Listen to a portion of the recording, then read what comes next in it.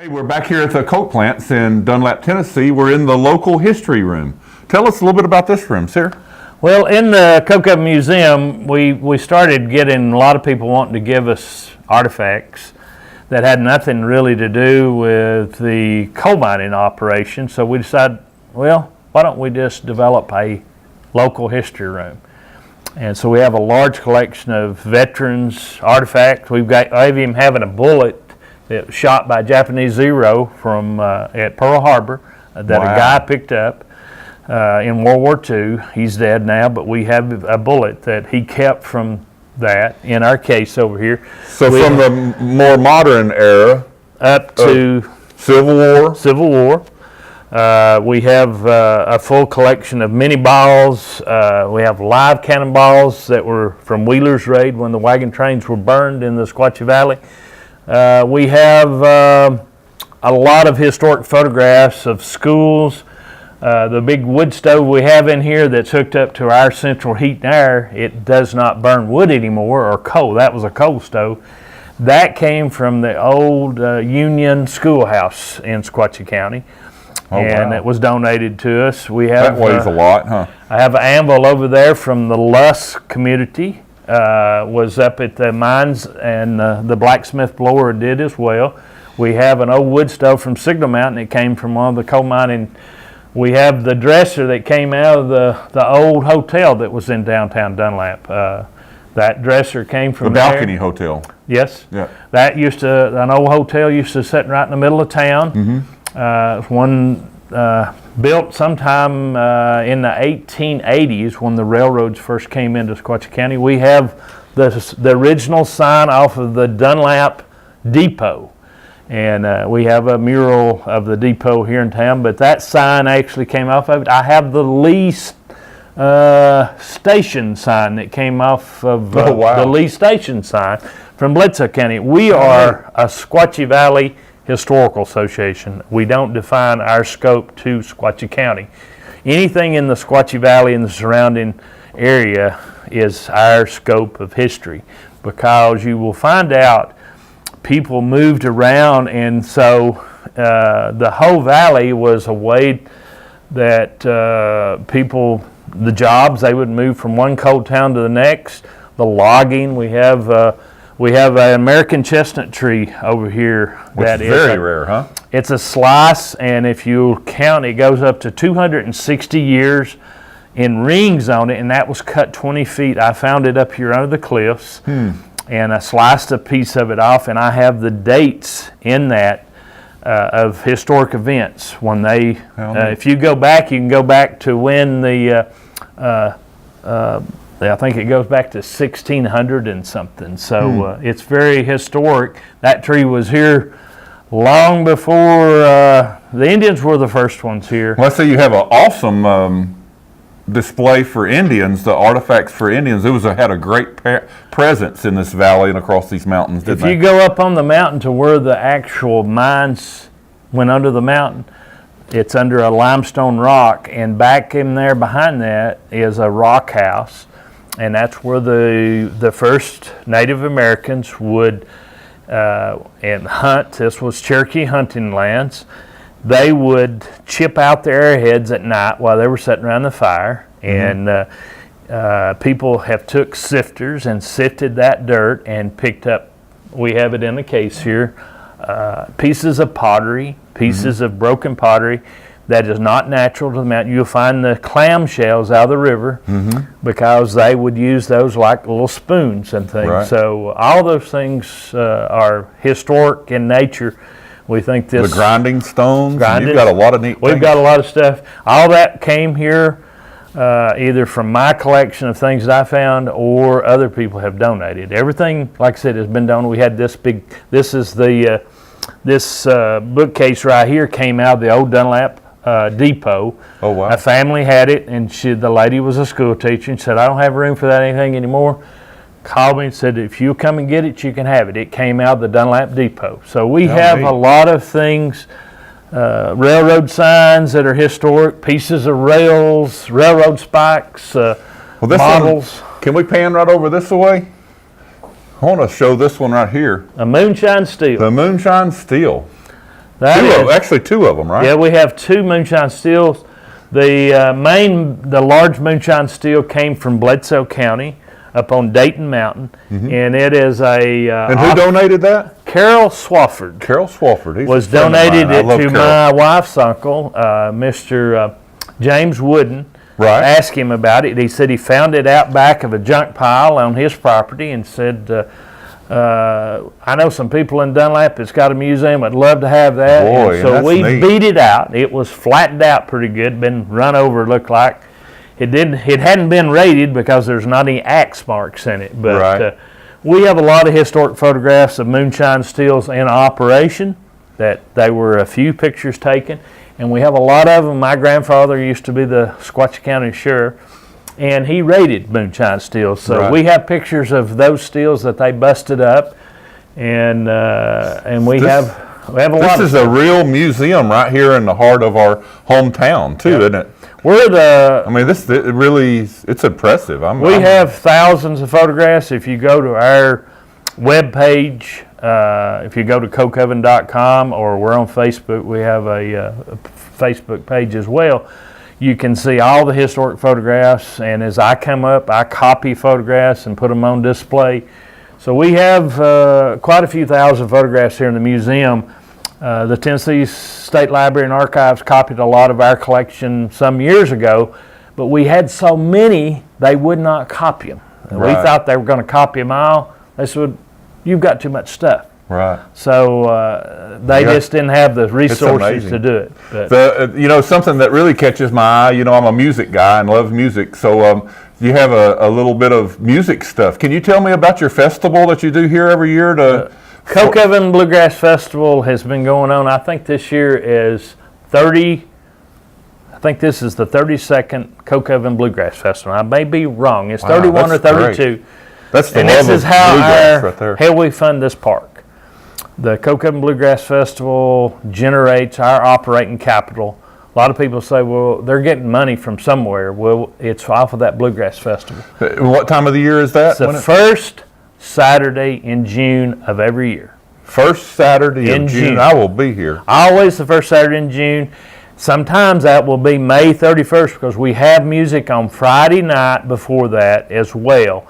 And sometimes that will be May 31st. But it will always be the first Saturday in June. So it's easy to keep up with.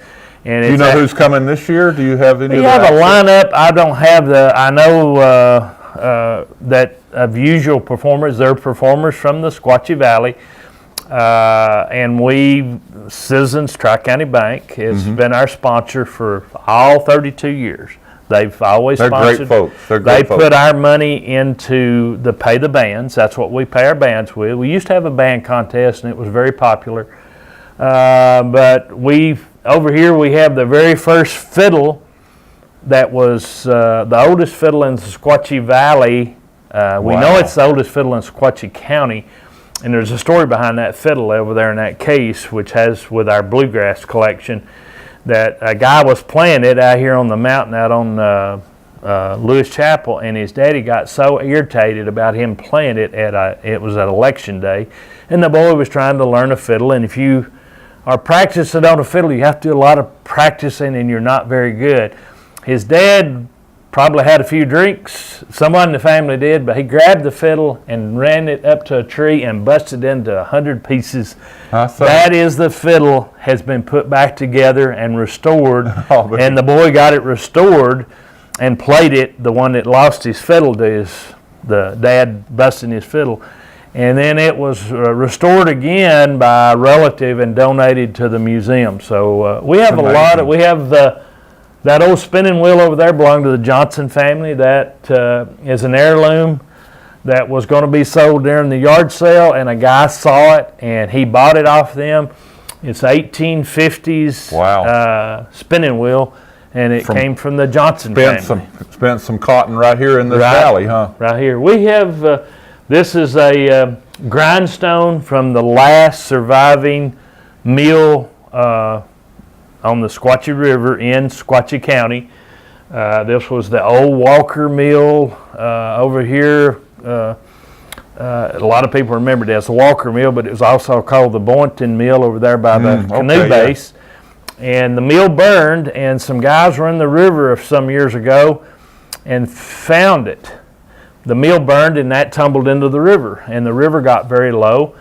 And they were out there, and they saw something under the water, and they got to looking, and it was a millstone. So they drug it out, and they tried to sell it to It's ginormous. Yeah, weighs about 800 pounds. And how they got it out the river, but we also have the turbine. They found it there, and they got it out. So that's one of the few artifacts that we acquired and was bought. But it was one of our members became a benefactor, and he bought it for the museum. We do not have funds to do that. So we operate very efficiently here. I think last year we ran this whole museum facility for about, and I'm talking about mow the grass and all that stuff, for about $8,000. Wow. So I couldn't run my household for that. I can't do that either. Yeah. But because we do not pay. We have no staff that has been paid a salary. We're efficient on what we do. We pay electric bill, we pay insurance, we pay our water bill and all those things, and we're just like a big house, but we have to pay the bills, so that's what our Bluegrass Festival is. That's great. That Bluegrass should really put a lot of people here. I hope so this year. This is our Bluegrass Festival is winding down. We're all getting older, and we're hopeful that we will attract a younger audience. There's a lot of young people coming and playing bluegrass. We have a jam session here about 3 times a year, and this last jam session was about 4 weeks ago here in the museum, and we had about 59 musicians playing. It's just a jam session. They know microphones, and they were the largest number of young people that I have ever seen that are picking up the old instruments, and so hopefully that will continue. But our people are dwindling. I'm really showcasing some of those young groups at Nickel Row. We're doing shows there on Saturday nights, and we really had a great night this last week. And next week is not this Saturday, but the next Saturday, it'll be the Grandview Pickers that will be there. And they're all young'uns, and they are amazing. I love bluegrass. And the gospel, and that, how it combined with the old time way, I guess, and some of that stuff. I'm really interested in that old mountain music. We have a big monument down here. It's devoted. If you people going, what's that monument for? Well, that monument reflects the names of these area Sequatchie Valley musicians that have real talent. That have contributed to the preservation of music. And if they played for benefits, fire departments, raise money, they raise our money by their participation in our festival is what raises our operating money. So we're very fortunate to have this many people. Of course, our past president, Mr. Ed Brown, he is a music teacher, teaches bluegrass. He's played on the Grand Ole Opry. He's a Jim Ed Brown's brother? No, his dad was Ray Brown, and he played with the great Bob Douglas, who was supposed to be one of the best fiddlers in the Sequatchie Valley. But his dad, that was in the family, and the musicians are still, Ed is still playing, and but he's I think this year he becomes 80 years old. And he said he was going to continue with this Bluegrass Festival until he got 80 years old. So this year he turns 80. He's been doing that festival for 32 years.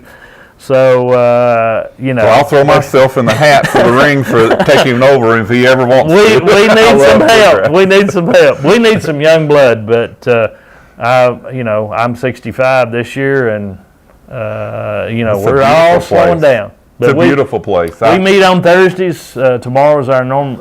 Every Thursday we have a work day at the Coke Ovens.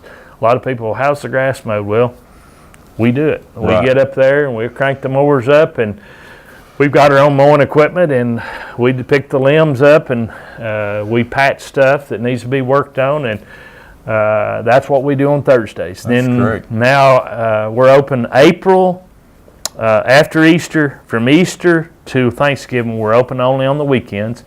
We have the picnic pavilions, and there's weddings up here and a lot That's of what I was activities. going to ask. Do you have weddings here and, Yep. and family reunions and things of that sort? Do you ever have any of those things? There's booked already. That big pavilion over there is the largest pavilion in Sequatchie County that people can use, and it's free of charge. There's a We lot of take donations. well-kept trails here, too. We have in the park right now, I've got a guy that runs the trails with a little GPS device on his phone, and he says in the park we have 3 miles of actual trails that are on park land. Now, people can hike all the way to the top of Fredonia Mountain on the old incline trail, and that goes over from the park's land onto private property.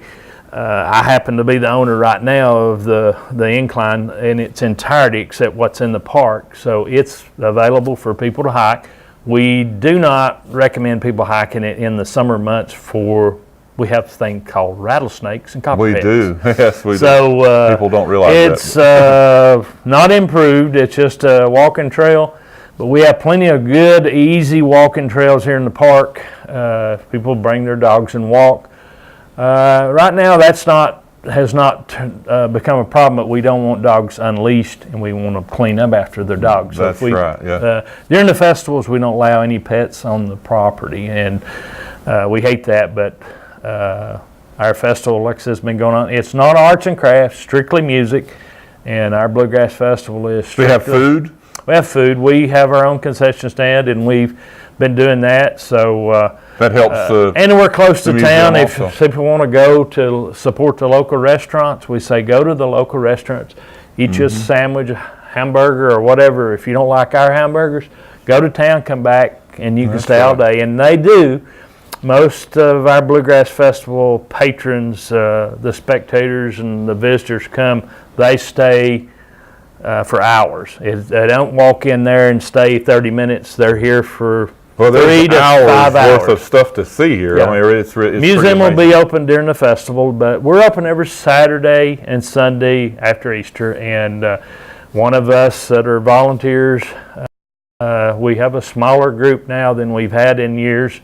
So, but right now, as far as our staff, but this is what goes on here at the Dunlap Coke Ovens. Yes, that's great. Well, thank you so much Thank today, you. Mr. Carson, for putting your time out for us, and I appreciate you so much. And thank you for visiting with us here a little bit and telling us a whole lot about your museum. I love it. Well, we got a lot of stuff. So You're invited. Come on down here to Dunlap to the Coke Museum, and you'll enjoy your time.